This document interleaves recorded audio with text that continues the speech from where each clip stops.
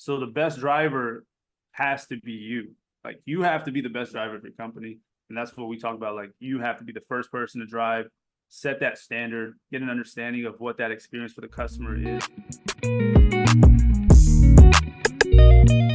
Hey guys, welcome back. This is NEMT Mastery with Dalil Noah, hosted by Medivance. We are the co-founders of Medivance. We've also generated over 8 figures in NEMT with a combined 12 plus years of experience in NEMT. So yeah, today we wanted to focus on one of the most crucial parts of an NEMT business, which is hiring and training, right? Your drivers literally drive your business forward. So give you guys some tips and tricks, let you guys know what's worked for us, and hopefully you guys get some value from that. So Yeah. uh, with that being said, Noah, if you want to dive into some of the past experiences, Yeah.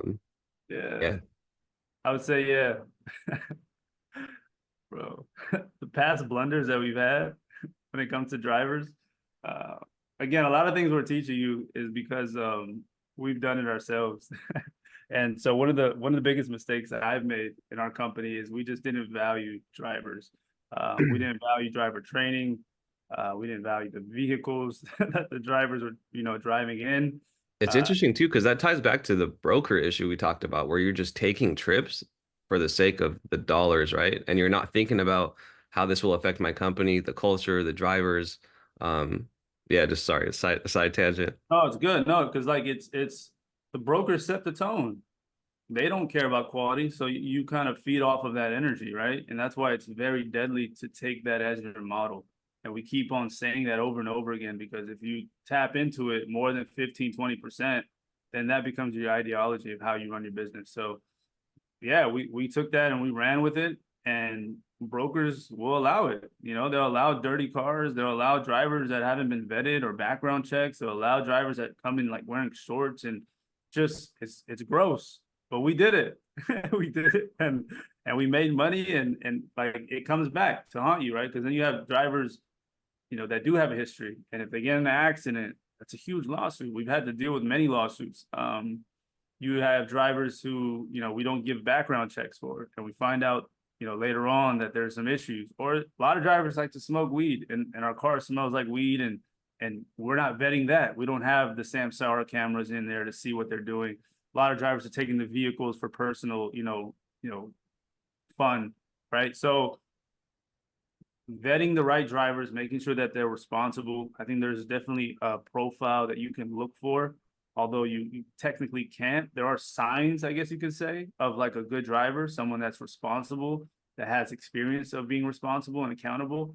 And I think that's what we kind of want to dive into, because it Yeah. does make a difference. It does change the game of your business. You have drivers who won't go door to door or door through door, right? But if they respect the culture and you're setting the tone and you're taking it very seriously and you're enforcing it, right? That's another thing. You don't want to be a slave to your drivers because you're so afraid you can't get more drivers. And so the drivers start dictating everything for you. And you start compromising on all of it. So I think setting the tone, like having those policies, those SOPs, making sure you yourself adhere to them, right? Because Making they're sure you all start with that first, right? Like we said before, making sure, like ideally, you would start with all of these things already documented and implemented to your core team, right? Because if you're adding these things later, right, you're sending them to drivers, hey, these are the newest.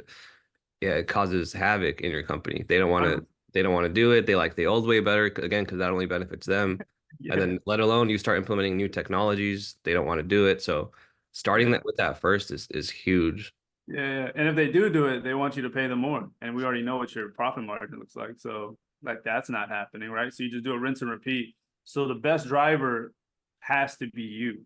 Like you have to be the best driver of your company, and that's what we talk about. Like you have to be the first person to drive, set that standard, get an understanding of what that experience for the customer is when it comes to like door through door, helping them, giving them water, having conversations with them, document all that. If all that is working and you're getting positive feedback from your customers, because even with brokers,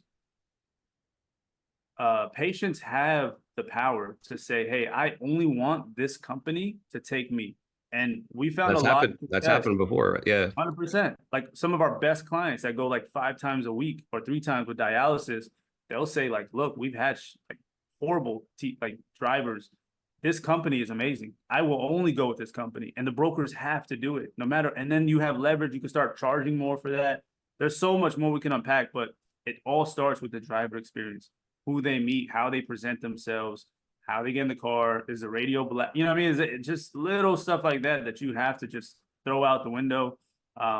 And so, yeah, I think Joe's done a really good job with his company in implementing a lot of these policies and procedures and training to where drivers are literally like the retention rate is like 2%, like it's low. Like they want to work from, you're rewarding good behavior through more trips, and then you're removing the bad drivers. Like you just have no tolerance for it. So Yeah.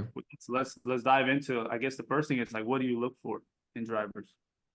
Yeah, I mean, number one, just because it'll help you get over that initial barrier of making sure they already know, they already work within the transportation industry, right? So making sure you're finding people that have transportation experience, whether that's a bus driver, taxi driver, Uber, more realistically, because that's the day and age we're living in.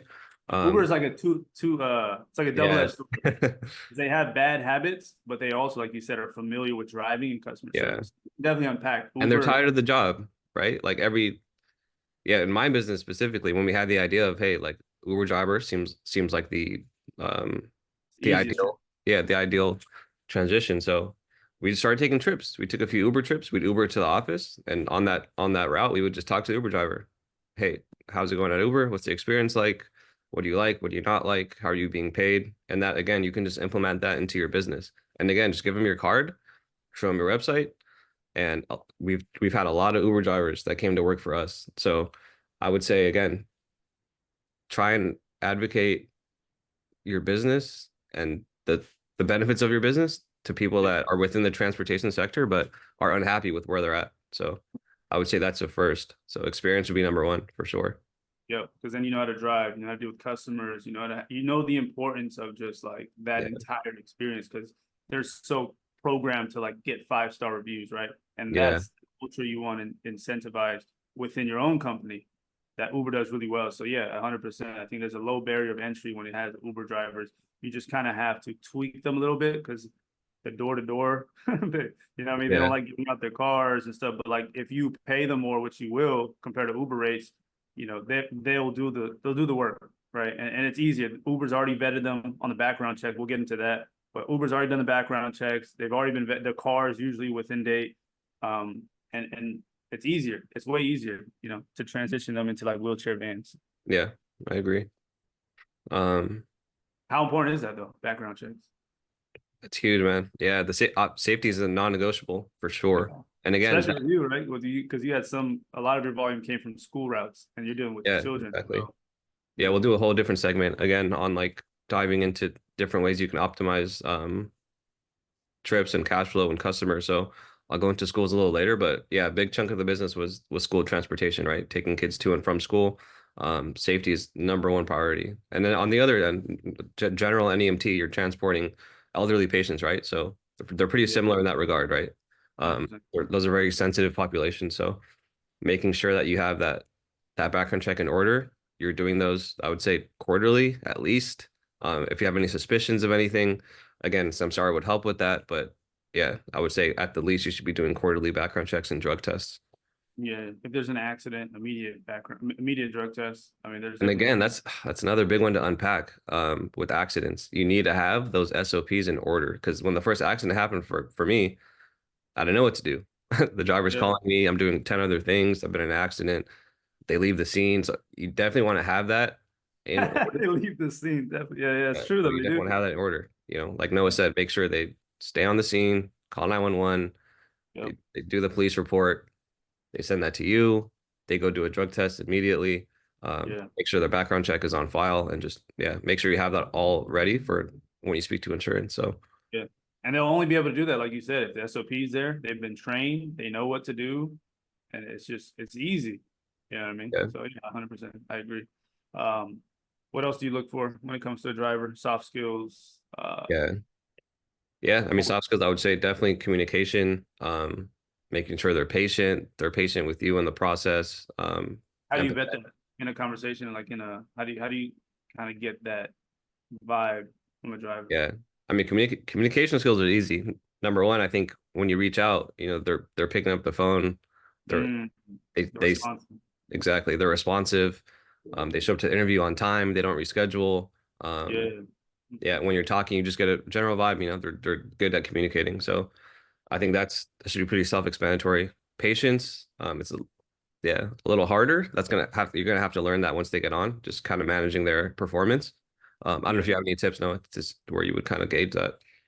Yeah, I think like you said, it comes down first, it's so much easier when you understand the role as a driver. So like when you're interviewing Yeah, them, you visualize like I like this guy, and therefore I know my customer will like them. I just need to sure. train them certain things. So yeah, I think that's huge.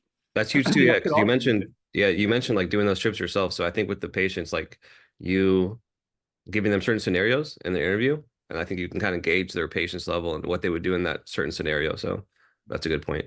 and like you mentioned in the previous video of dry runs, right? So you have the dry runs, but then you can do a run with the driver. So you're also seeing how they're engaging with the patient, making sure that they're doing everything the right way the first time, with securement and all that. So I think that's also it's a process. You have to invest time in your drivers. I mean, it's literally a process, and the more you invest in them, the more you value them, and the more like the further your company will go, especially for your first anything. So that first driver becomes then your manager for running the operations, and you set the example. So now they know what to do, right? It's not about you, because everything we're saying, I feel like a lot of people are gonna be like, man, it takes so much time. Yeah, like that's all you have. If you have money, we wouldn't be having this conversation. But you have time, so you have to put in a lot of time up front, and then you'll reap the rewards later on, right? But set the tone with the first driver, your first VA, your first anything, your first broker, your first relate. Set the tone, create the system, figure out what works, and then rinse and repeat. And then you can make changes over time and get better. Yeah, no, I agree. Um, and then yeah, cultural fit. Again, most NEMT companies don't have the culture for anyone to fit into. So, but yeah, Yeah. if you do, you've started, having your mission statement, your company values. Do they share those same values, right? Empathy, the reliability. Empathy is huge. Like I said before, we're dealing with Elderly and yeah, children. Eventually, if you get past, our program, yeah, you'll be working with students. yeah, exactly. So Yeah, you have to be able to have conversations with them. It just comes down to caring about your patients. I mean, I understand we're all here to make money, but like you genuinely have to understand the value you're bringing to these people's lives. Like you're literally allowing them another day of life when they go to dialysis or when they go to the hospital, whatever it is, their frequent checks, they have no access. You are the only means of that.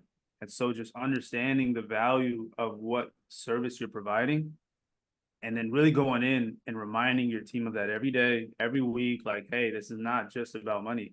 That part's taken care of. We just need to make sure that these patients are good, these students are good, they're safe, and so forth. And I think naturally you'll start coming up with, like Dalil said, the mission statement. Because I've done it where I just wrote stuff on websites. These are about, but I don't really believe in any of it, right? You have to go through the process of actually like genuinely caring for these people, and yeah, then start to develop your own culture, your own brand based on who you are as their leader. yeah, no, I agree. And we know everyone's busy, man. I think just a quick tip. I would send a company email every Monday. Just Announcements, yep. announcements, the value, wins for the week, patient empathy, just really drive that. That's a start. I think and then again, once you start implementing the SOPs, procedures, it really helps. You start with a Monday email blast and then, Low yeah, key, man, I'm thinking, yeah, we should do a video on how an owner should operate their day, like where their time should be allocated to, and how they should run based on where they're at, right? I think that could also be of help to see where your time should go and what you should be focusing on to start with, and then like moving on.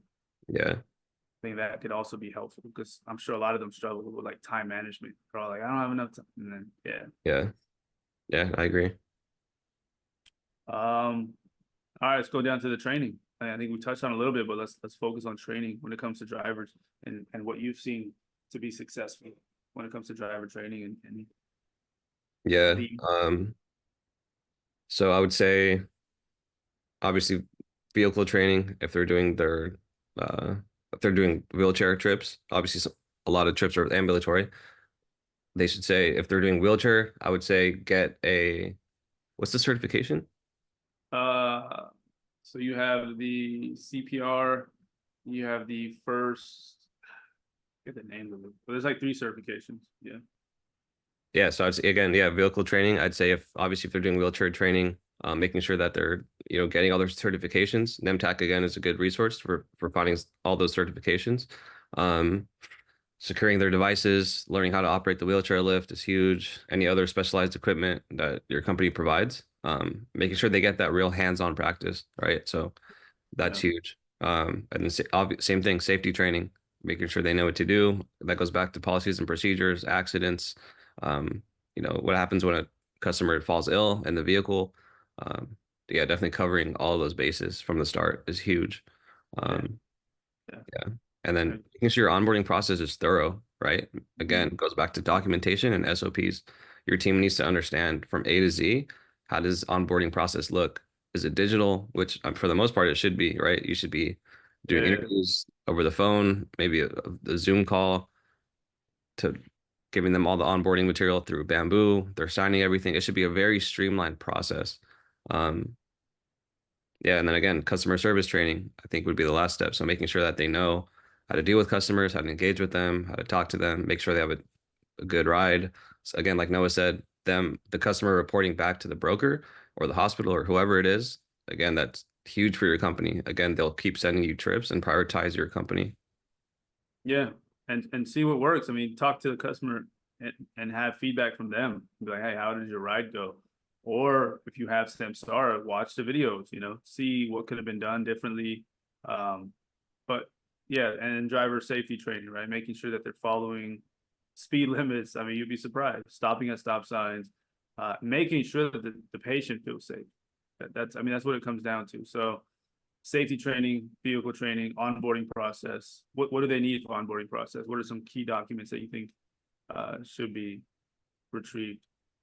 Yeah, so obviously you'd have the driver manual, which is huge. Obviously you're gonna do their training, but it'll be pretty dense. So making sure that they have that to look through, I'd make that a requirement, honestly, for them to read. If you can even make that like a digital course, so it's like you can see that they've went through the handbook, that would be huge. So I think yeah, just giving them that solid foundation for them to like succeed at your company. Um, and then from there, yeah, using some sort of HR platform like Bamboo, I think is that's really the only way you're going to have an optimized onboarding process, right? So make sure everything's followed. It's all HIPAA compliant. Everything's followed digitally. They can sign all the documents, the independent contractor form. Yeah, all that stuff would be Yeah, the in ACH there. start Yeah, transfer. Yeah. exactly. Yeah, I agree. I think that's like the gist of onboarding and training. Again, NEMTAC has a good standard profile for all of that. We also have documentations on like onboarding. We have all the templates that we provide. So you don't have to worry about these things. You could just focus on implementing because we know it takes a lot of time. So again, all that is in the Skool community in the links below. And then the last thing I guess would be, yeah, customer service and safety. So how important is that, would you say? Yeah, That's that's it's rhetorical, but like some people just need to be reminded, bro. yeah. No, that's huge, man. Yeah, and I would say the customer service training should be ongoing, right? I think you do quarterly, if not monthly, training. I think it's a yeah, it just doesn't happen once. It's not going to stick once. Things are going to change. There's going to be new incidents that pop up in your company.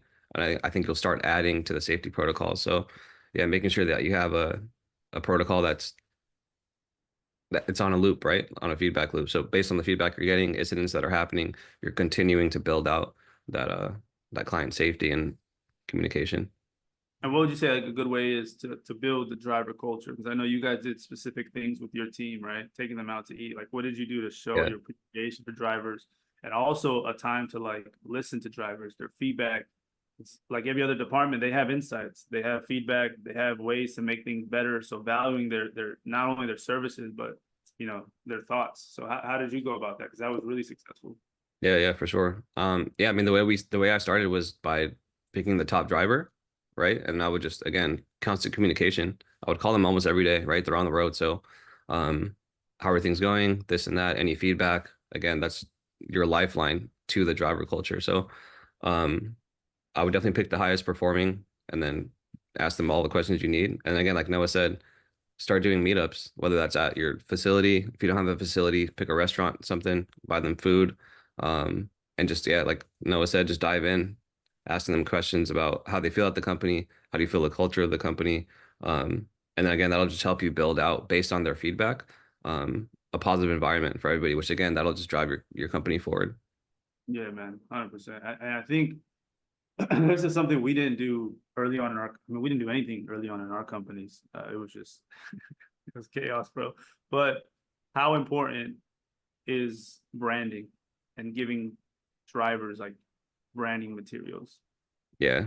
Meaning like the vehicle No, branding, the t-shirt. well, yeah, vehicles one thing. Them T-shirts or like some Yeah. type of identification. Like, how do you feel like that impacted them?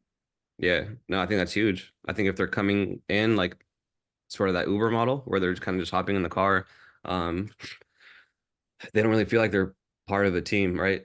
I think that's the main difference with driving for like an NEMT company is you want them to feel like they're part of the team, they're part of the culture. And again, I think that, yeah, adding it makes you feel, it makes them feel like you're also investing in them and they'll play a long-term part in your company. So I think that's huge. And again, brokers take notice of that, right? So I'll post it on your website. They have all of our drivers are, have branded materials, t-shirt, easy to identify, can walk in the hospital. They have a badge with the company they're working for. So I think, yeah, it Yeah, definitely covers a lot of that's actually I didn't think about it, but that's also an easy way for you to market your company while yeah, you're working with brokers. You're you know what I mean? Like you're leaving an impression because these drivers are literally your sales agents. They're taking customers into hospitals, into dialysis centers, and they're wearing your clothes, your branded clothes. They have vehicles that are labeled, on your services, your number. That's free marketing. They're on the road 10, 20 hours a day. You know what I mean? Like not 20, but 10 hours a day. And so like people on the road are seeing it, hospital. So again, the more you invest in your company and your drivers, you see returns. You'll start getting phone calls from facilities of like, yeah, they were very, because they know bad drivers, bro. They see it all the time. So your company will stand out immediately. And then they'll start throwing other businesses at you that are not brokers, but that was tied to it. So that's another yeah. way that you just open a door of opportunity when you do things the right way with Hmm. quality. Yeah, I agree. Yeah. And I wouldn't, yeah. I know a lot of this stuff can get expensive. I think the uniform shouldn't be, yeah, too bad. You can definitely get some You deals on start with those the badge. online. Yeah. And I would say with the vehicle, I think again, people, I think like I was thrown off at first. I looked into wrapping the vehicle. There's so many other ways, man. You don't have to wrap your whole vehicle. Get a cheap decal, $4 or $5, slap it on the car, done. Get a magnet, $20, put that on every vehicle. So don't feel like there's a barrier to entry based on cost. There's always a cheaper alternative to start, and then you can move your way up. And that's the biggest thing, right? You want to just start and with the right foundation. And as you grow, you'll reinvest into everything. You'll start with like a badge, and then you'll go to a shirt, and then you'll go to a whole outfit. The car, start with the magnet, and then you go with the size, and then you wrap it. Like it should be a reflection of your company internally. So like we don't want you to put a bunch of money, but we do want to emphasize the importance of branding, especially in this day and age. So it's easy marketing. It's free marketing. Don't see it as like an expense. See it as you investing back into your company. See it as like a free advertisement board Yeah. on the streets each and every day. So that's yeah, I think that's huge. That's something we learned, later on down the line. Yeah, 100%. Yeah, I think that's so. Yeah, I think like putting clients first. You got ongoing the safety protocols, continuing to make it better. Feedback loops, like you said, meeting with clients, meeting with drivers, going to like having lunch and whatever, and then recognizing them and rewarding them, right? Incentivizing them. Drivers as they get better, you're gonna have to pay them a little bit more. That's just all part of the business if you want to retain them. And I think that's yeah, that really completely covers I think driver training. Yeah. Is there anything else you would say? Last minute thoughts. I think we covered everything. Again, I think if there's anything we missed or any specific question you guys have, again, just drop them in the comments.